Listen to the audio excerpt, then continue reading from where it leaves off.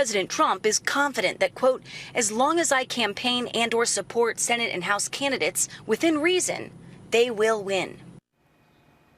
Kristen Fisher, thank you so much. We want to stick with this topic and bring in our political panel and our guest, Jessie Jane Duff of the London Center for Policy Research and the Democratic strategist Howard Franklin. Good morning to both of you. Good morning. You know, the Donald Trump effect certainly cuts both ways, Howard. Do you see a blue wave, a blue raindrop, or as the president tweets, a red wave coming? We'll know in 90 days, obviously, but I think in this case, you know, it's these near misses are great for some degree of enthusiasm. They're showing that these typically races that wouldn't be competitive are being powered by a lot of Democratic enthusiasm. But I do think Democrats are ready for some wins. And I don't know how long this enthusiasm will hold if we don't pick up some seats before November. Yeah, but close doesn't count, right? Dems came close in 4 key races. Jessie Jane, Alabama, Georgia, Montana, South Carolina, and maybe more to come, but they didn't win. What does that say to you?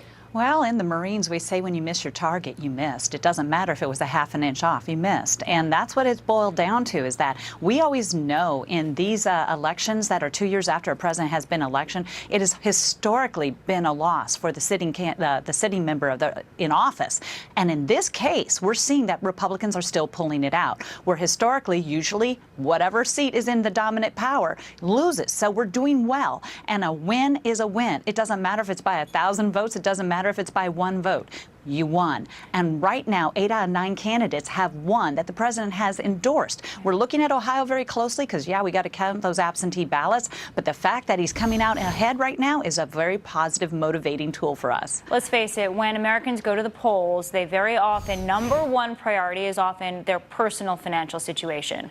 And the president, and I want to know your take on this, Howard, is he being overly optimistic by saying, yeah, we're going to see 5% GDP, 5% economic growth? Do you think that could come back to bite him?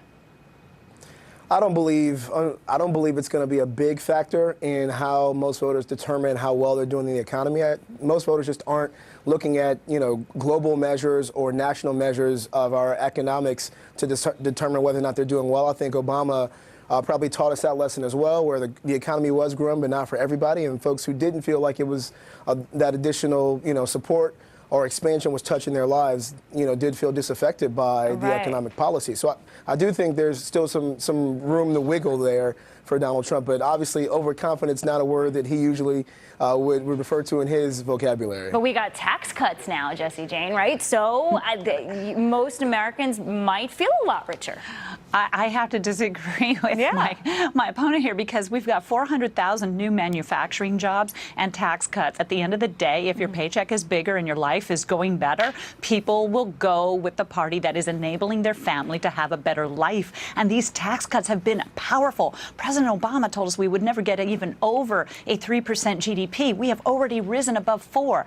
I expect that the motivation that this president has injected into this economy is going to be the driving factor that we may squeak out a win, but we will win.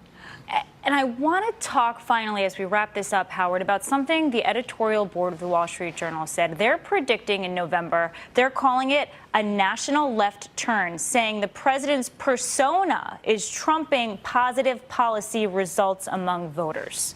What do you make of that, Howard? And then I'll let you respond also, Jessie. Again, I don't know how much that's going to reflect itself in the actual voter turnout, but it's certainly the overriding sort of specter of our politics, right? I think there are people who are Republicans who are even happy with maybe some of the results of President Trump and what's happening from the White House, but not happy with the way that he comports himself. And, you know, I don't think that really redounded to the benefit of Democrats in 2016, but, you know, maybe 2 years in, maybe we'll see some slide there. We'll see. I mean, obviously, holding the White House isn't good for the congressional politics as well. And I'll let you wrap this up, Jessie. At the end of the day, Americans aren't really concerned about what the president is saying. They're looking at what the results are. And when you have a strong economy, when you have a strong market, when you have the capability of bringing food to the table, that's what drives people to the polls, and they're going to support this president. We got to leave it there. Thank you so much. Thank you.